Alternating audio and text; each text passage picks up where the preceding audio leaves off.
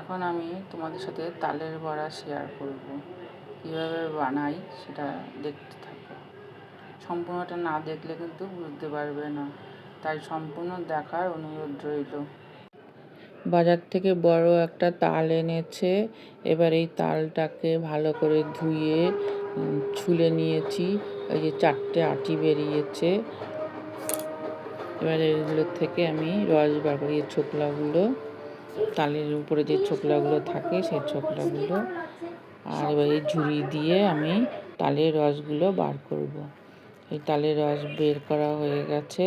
এই যে আটিগুলো সাদা সাদা হয়ে গেছে, আটিতে যা ছিল এই ঝুড়িটা দিয়ে বের করে নিয়েছি। এবার এই যে তালের ক্ষীর মানে তালের রস ওই কড়াইতে নিয়েছি, নিয়ে এবার একটু আমি জাল দেব। ফুটে উঠলে পরে আমি নামিয়ে নেব। নামিয়ে ঠান্ডা হয়ে গেলে এই তাল দিয়ে আমি তালের বড়া বানাবো আর ক্ষীর বানাবো। এই জাল হচ্ছে, তোমরা দেখতে থাকো আমি কীভাবে তালের বড়া আর তালের ক্ষীর বানাই। এই যে ফুটে উঠেছে, এবার ফুটে উঠলে এবার আমি নামিয়ে নেব। নামিয়ে ঠান্ডা করে নিয়ে তারপরে বানাতে হবে, গরম গরম তো বানানো যাবে না। আর এদিকে আমি একটা নারকেল কুড়িয়ে নিয়েছি, তালের জন্য নারকেলও লাগে, নারকেল না হলে তালের ঠিক স্বাদটা আসে না, এই জন্য নারকেলটাও কুড়িয়ে নিয়েছি। একটা বড় তাল থেকে রস বার করে জাল দিয়ে ঠান্ডা করে নিয়েছি। নিয়ে অর্ধেকটা তাল নিয়েছি, আর সেই তালের মধ্যে পরিমাণ মতন ময়দা, পরিমাণ মতন সুজি, কিছুটা নারকেল আর পরিমাণ মতন চিনি দিয়ে নিয়েছি। নিয়ে এবার তালের বড়া করব। এবার এগুলো একটু ভালো করে নেড়ে চেড়ে ঘুটে নিতে হবে।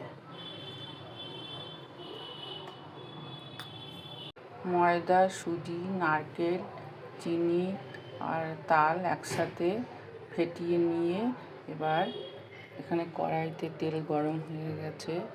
আর এক এক করে বড়াগুলো ছেড়ে দেবো।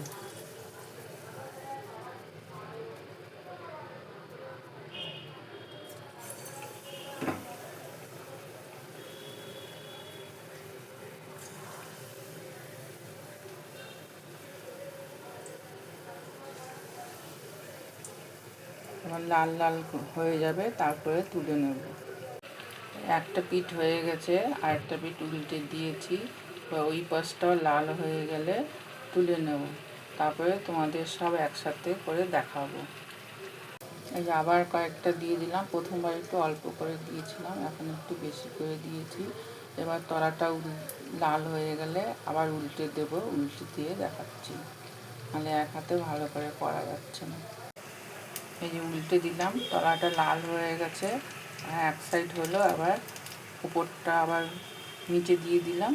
এখন ওই পাশটা লাল হলে আবার সব তুলে নেব, তারপরে আরও আছে, আরও বানাতে হবে।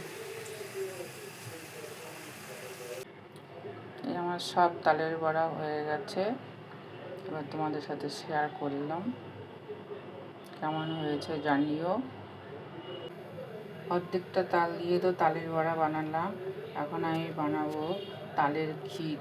এর মধ্যে বাকি অর্ধেকটা তাল মানে গোলা তালটা দিয়েছি, আর তার সঙ্গে দিয়েছি অনেকটা নারকেল, মানে যতটা লাগবে ততটা নারকেল, আর কিছুটা চিনি আর দুধ।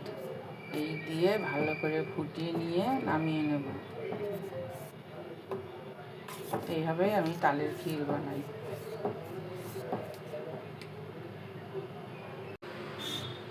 এই যে আমার তালের ক্ষীর হয়ে গেছে। একদিনে আমি তালের ক্ষীর আর বড়া দুটোই বানালাম, আর এই যে এখানে বড়া। কেমন হয়েছে জানিও কিন্তু, আর কোনটা বেশি ভালো হয়েছে, তালের বড়া না তালের ক্ষীর, সেটাও একটু জানিও।